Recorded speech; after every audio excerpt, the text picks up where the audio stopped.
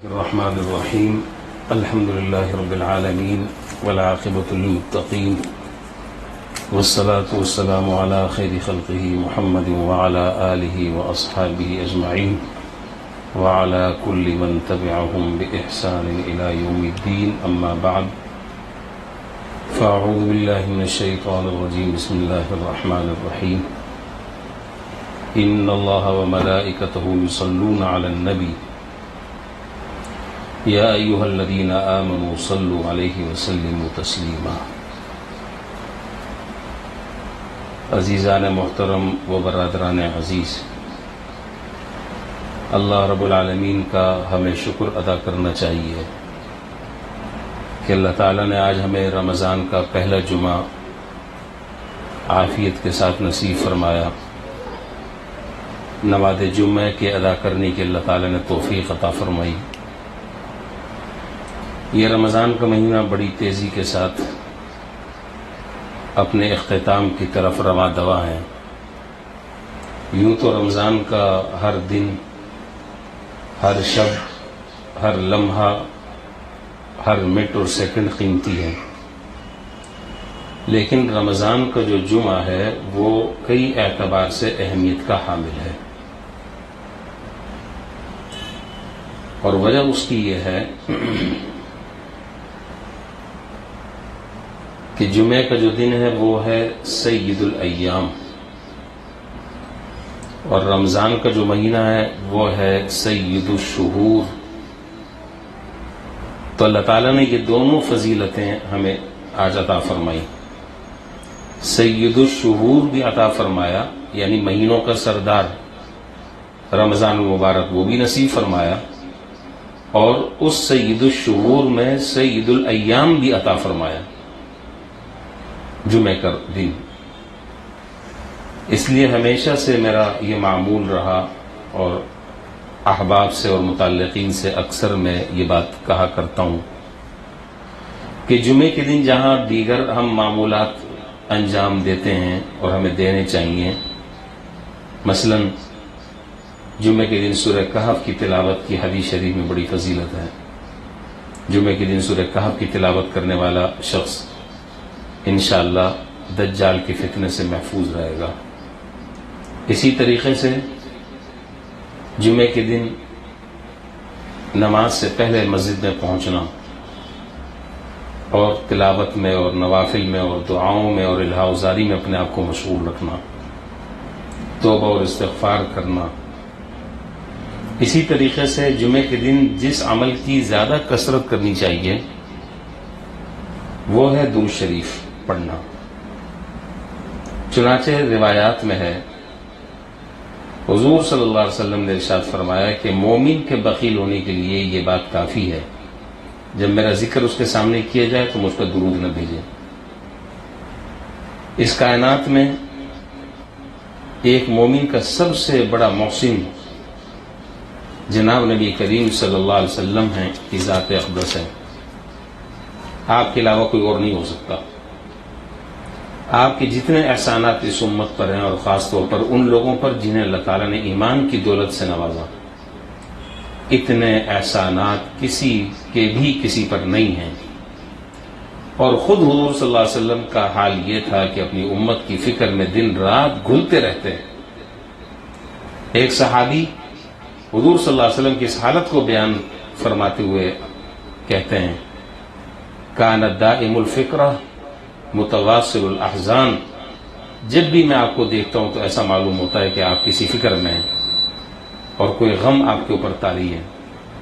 علماء فرماتے ہیں کہ یہ فکر اور غم کوئی اس بات کا نہیں تھا کہ آپ کو تجارت میں نقصان ہو رہا تھا، مال و دولت میں کمی آ رہی تھی، یہ دنیا کے اور دوسرے مال و اسباب میں قلت آ رہی تھی، بلکہ یہ فکر اور غم اس امت کے لیے تھا کہ میری امت کسی طریقے سے جہنم کے عذاب سے بچ جائے اور اللہ تعالیٰ کی رضا اسے حاصل ہو جائے۔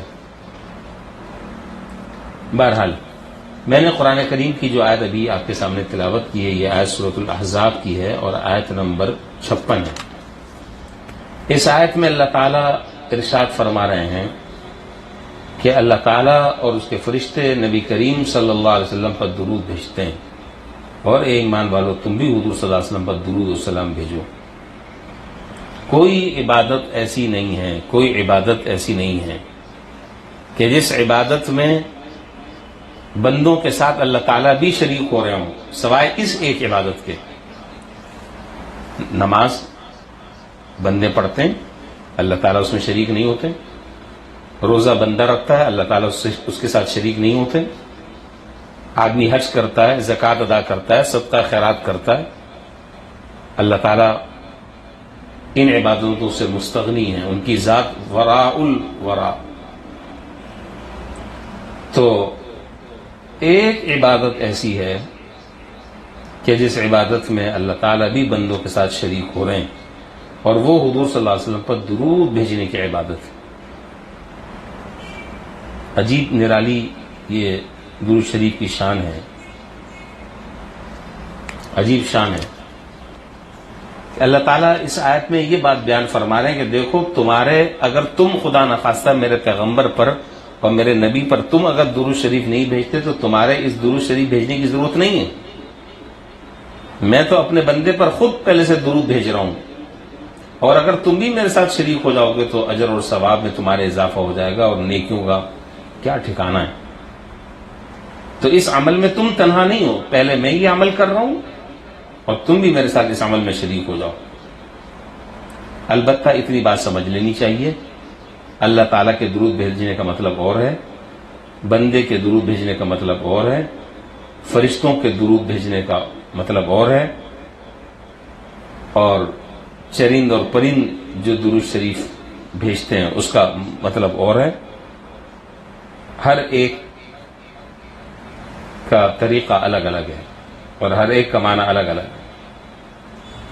بہرحال تو یہ درود شریف کی جو ہے وہ کثرت کرنی چاہیے، اور علماء نے لکھا، دوسری بات یہ فرمائی کہ ساری کی ساری کائنات میں کوئی دعا ایسی نہیں ہے کہ جس کے 100% قبول ہونے کا یقین ہو۔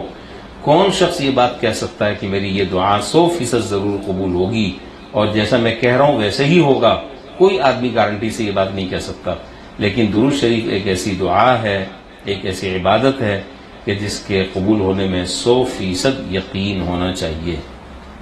اس لیے کہ دعا کرنے سے پہلے اللہ تعالیٰ خود اعلان فرما رہے ہیں، ان اللہ وملائکتہ یصلون علی النبی، ہم اور ہمارے فرشتے تو تمہاری دعا سے پہلے ہی نبی پاک صلی اللہ علیہ وسلم پر درود بھیجتے ہیں۔ اس لیے اس دعا کی قبولیت میں ادنا شبہ بھی نہیں کرنا چاہیے۔ اور درود شریف پر اللہ تعالیٰ نے بڑے اجر اور ثواب رکھے ہیں۔ فرمایا حدیث میں کہ جو شخص حضور صلی اللہ علیہ وسلم پر ایک مرتبہ درود شریف بھیجے تو اللہ تعالیٰ اس پر 10 رحمتیں نازل فرماتے ہیں، اور ایک روایت میں کہ 10 گناہ معاف فرماتے ہیں، 10 درجات بلند فرماتے ہیں۔ اور یہ حدیث جو ہے نسائی شریف کتاب الصحف باب الفضل فی الصلاۃ علی النبی صلی اللہ علیہ وسلم میں امام نسائی رحمۃ اللہ علیہ نے ذکر فرمائی ہے۔ تو اس لیے ہمیں چاہیے کہ جتنا زیادہ سے زیادہ وقت ملے اس میں درود شریف کا اہتمام ہو، اس میں درود شریف ہم پڑھیں، اور درود شریف نہ پڑھنے والے پر وعید بھی حضور صلی اللہ علیہ وسلم نے احادیث میں بیان فرمائی۔ لیکن ایک بات ذہن میں رہنی چاہیے کہ جب بھی آپ درود شریف پڑھیں، درود شریف مختصر بھی ہے، درود شریف لمبی بھی ہے۔ سب سے افضل ترین جو درود شریف ہے وہ درود ابراہیمی ہے جو ہم نمازیں پڑھتے ہیں۔ اگر آدمی وہ پڑھ سکتا ہے تو بہت اچھی بات ہے، اگر وہ نہیں پڑھ سکتا تو صلی اللہ علیہ وسلم، یہ بھی ایک مکمل درود شریف، جزا اللہ عنا محمد صلی اللہ علیہ وسلم ما ہوا اہلو، یہ بھی مستقل درود شریف ہے۔ اسی طرح جمعے کے دن عصر کی نماز کے بعد اپنی جگہ پر بیٹھ کر 80 مرتبہ اگر اس درود شریف کو پڑھا جائے، اللہم صلی علی محمد النبی الامی وعلی آلہ وسلم تسلیما، تو اللہ تعالیٰ اس درود شریف کے پڑھنے پر 80 سال کے گناہوں کو معاف فرماتے ہیں۔ اور ہمارے اکابرین اور ہمارے اسلاف اور بزرگان دین کا اس پر ہمیشہ سے عمل ہوتا چلا آ رہا ہے، سلف اور خلف اس پر ہمیشہ سے عمل کرتے رہے، اس لیے یہ درود شریف پڑھنی چاہیے۔ باقی پورے دن جب موقع ملے مختصر درود شریف پڑھ لیں، لمبی درود شریف پڑھیں، لیکن مستند اور ماثور درود شریف پڑھنے کا اہتمام کرنا چاہیے، یعنی وہ درود شریف ایسی ہو جو باقاعدہ احادیث میں ثابت ہو، اپنی طرف سے اس کے الفاظ گھڑے ہوئے نہ ہوں تو وہ ثواب کے بجائے الٹا گناہ کا امکان ہے۔ من گھڑت درود شریف سے ہمیشہ اجتناب کرنا چاہیے. جیسے کسی نے درود تاج گھڑ لیا، کسی نے درود لکھی گھڑ لی، کسی نے کوئی اور درود شریف گھڑ لی، اس پر کوئی ثواب نہیں. ثواب جو ہے وہ اس درود شریف پر ہے جو باقاعدہ مستند ہو اور احادیث سے ثابت ہو. آخر میں ایک واقعہ بہت مختصر سا وہ میں ذکر کر کر اپنی معروضات میں ختم کر رہا ہوں. حضرت ابی بن کعب رضی اللہ تعالیٰ عنہ ایک جلیل القدر صحابی ہیں، اور حضرات صحابہ میں سب سے زیادہ بہترین خوبصورت قرآن کریم کی تلاوت کرنے والے حضرت ابی بن کعب رضی اللہ تعالیٰ عنہ ہیں، کہ جن کے بارے میں روایات میں ہے کہ حضور صلی اللہ علیہ وسلم نے ایک مرتبہ حضرت ابی بن کعب کے پیچھے کھڑے ہو کر قرآن سنا، اور پھر حضرت ابی بن کعب کو جب پتہ چلا تو انہوں نے فرمایا کہ اللہ کے رسول، کیا آپ میرے پیچھے قرآن سن رہے ہیں حالانکہ قرآن تو آپ پر اترا ہے؟ آپ نے فرمایا کہ ہاں، اللہ تعالیٰ نے مجھے حکم دیا ہے کہ تم ابی بن کعب کے پیچھے کھڑے ہو کر قرآن سنو. تو حضرت ابی بن کعب کہتے ہیں کہ میں نے حضور سے عرض کیا کہ کیا اللہ تعالیٰ نے میرا نام لے کر کہا؟ آپ نے فرمایا کہ ہاں، آپ کا نام لے کر کہا کہ آپ کے پیچھے کھڑے ہو. ان کی خوشی کا کوئی ٹھکانہ نہیں تھا اور ان کے آنکھوں سے آنسو جاری ہو گئے. یہ حضرت ابی بن کعب رضی اللہ تعالیٰ عنہ کا میں نے مختصر سا تعارف کرایا. یہ اصل جو بات میں آگے بتانا چاہ رہا ہوں، حضرت ابی بن کعب رضی اللہ تعالیٰ عنہ نبی کریم صلی اللہ علیہ وسلم کی خدمت میں حاضر ہوئے اور انہوں نے عرض کیا کہ اللہ کے رسول، میں اپنے شب و روز کے معمولات میں بعض اوقات ذکر و اذکار کے لیے کچھ وقت مقرر کر دیتا ہوں. اس دوران میں آپ پر کثرت سے درود بھیجتا ہوں. میں کتنا وقت آپ پر درود پڑھا کروں؟ آپ نے فرمایا کہ جتنا وقت پڑھ سکو. کہتے ہیں کہ میں نے عرض کیا کہ میں اپنی دعا کے اوقات میں سے 1/4 اگر آپ پر درود بھیجنے میں صرف کروں. آپ نے فرمایا کہ ما شئت فإن زدت فهو خير لك، جتنا تم پڑھ سکو، اگر زیادہ پڑھو تو یہ تمہارے لیے بہتر ہوگا. میں نے عرض کیا کہ اپنی دعا کا آدھا وقت درود شریف کے لیے نکال لوں. پھر آپ نے یہ جملہ ارشاد فرمایا، ما شئت فإن زدت فهو خير لك، جتنا پڑھ سکو، اگر زیادہ پڑھو تو یہ تمہارے لیے بہتر ہوگا. میں نے عرض کیا کہ 2/3 وقت. آپ نے فرمایا کہ جتنا تم پڑھ سکو، اگر زیادہ پڑھو تو یہ تمہارے لیے بہتر ہے.